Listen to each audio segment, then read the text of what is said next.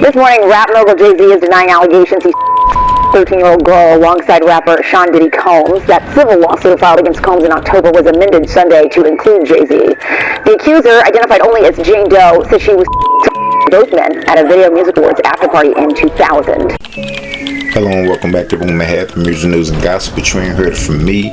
Well, folks, it looks like Jay-Z and Diddy might be trading in their VIP passes for matching orange jumpsuits. The internet is losing it over a video of these two music moguls allegedly getting arrested, and whoever uploaded it deserves an award for stirring up this chaos. Is it real? Is it Photoshop? Is Beyonce planning a jailbreak? Either way, this clip is wild, and Twitter is already throwing a prison yard playlist together. Man. You've made a terrible error in judgment thinking that all celebrities are the same. I'm not from your world. I'm a young man who made it out of the project of Brooklyn. We don't play these types of games. We have very strict codes and honor. We protect children.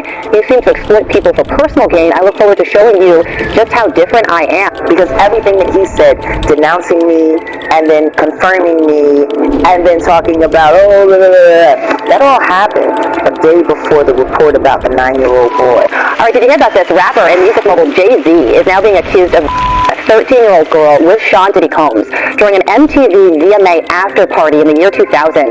The rapper issued a blistering statement in response and directed his comments at attorney Tony Busby, who filed the suit, saying, quote, "You've made a terrible error in judgment thinking that all celebrities are the same. I'm not from your world. I'm a young man who made it out of the project of Brooklyn. We don't play these types of games. We have very strict codes and honor. We protect children.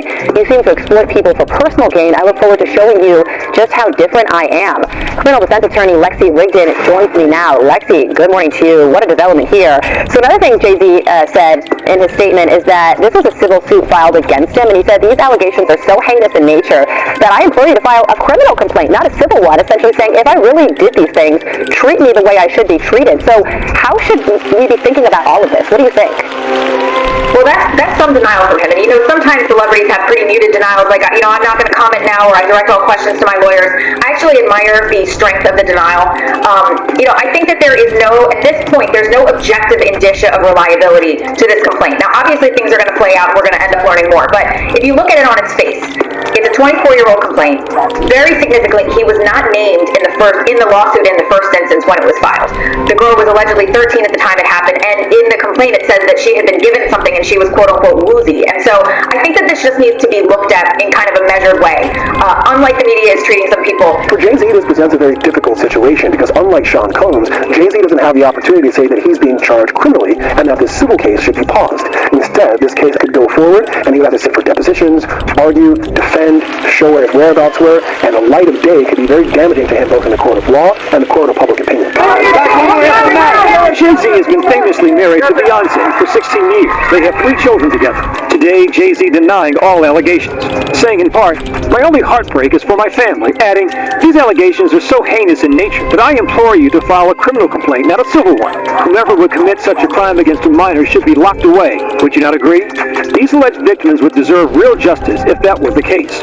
His attorneys quickly taking his rebuttal to court, filing a motion to deny the accuser's request to remain anonymous or dismiss the lawsuit, calling it a cynical and calculated campaign to force payment of an exorbitant sum of money. There are a number of reasons as to why a defendant would ask that a plaintiff be named in a civil lawsuit such as this. They may simply say that getting the name and the time and place of when something occurred would better allow them to prepare for a defense. The other, probably less benign reason is oftentimes when someone is accused of a crime like this, the accuser doesn't want to be named, and if they are forced to be named, we have seen certain people decide to drop the lawsuit altogether. So it could be a tactic to try to get the lawsuit dropped. The wall of silence has now been broken, and victims are coming forward. This recent revelation stems from one of at least 7 civil lawsuits against Sean Combs filed in October by attorney Tony Busby, all of which allege Combs dozens of victims for over 2 decades.